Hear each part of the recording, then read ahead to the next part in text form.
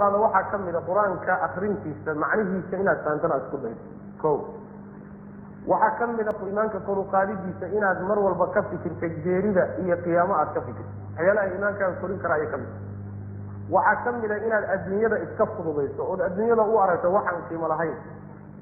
iimaanka waxyaalaha kobcin kara waxaa ka mid a korin karaya in aad sunnadii nebi maxamed iyo dariiqadiisa iyo axaadiistiisa aada raacdo.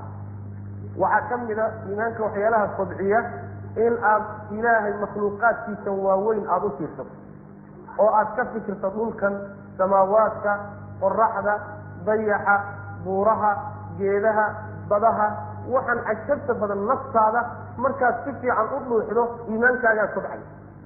waxaa ka mid a inaad aada u fiiriso ilaahay nicmooyinkuu kuu galay subxaana watacaala. caafimaadka ilaahay ku siiyey, xoogga ilaahay ku siiyey, xoolaha ilaahay ku siiyey, carruurta alla ku siiyey. waxyaalaha inaad qalbigaaga ku celcelisood u fiirsato ayaa keeni karaya iimaankaagu inuu kobco.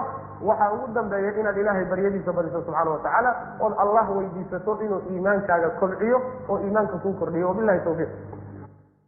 qaado waxaa ka mid a qur-aanka akrintiisa macnihiisa inaad fahantaan aad isku daydo.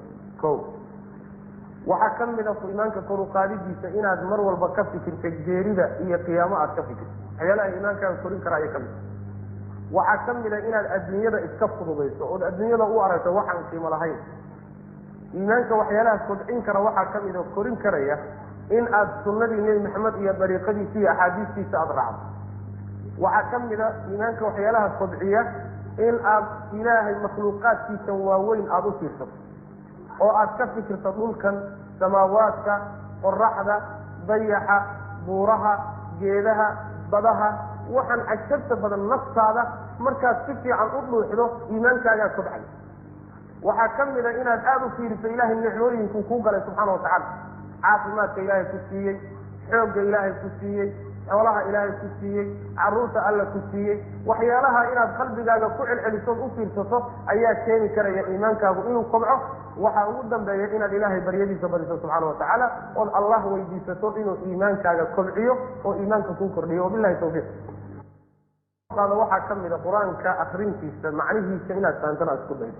Kow waxaa ka mid a iimaanka kor u qaadidiisa inaad mar walba ka fikirto geerida iyo qiyaamo aad ka fikirto. waxyaalaha iimaankaaga korin kara ayaa ka mid waxaa ka mid a inaad adduunyada iska fududayso ood adduunyada u aragto waxaan qiimo lahayn.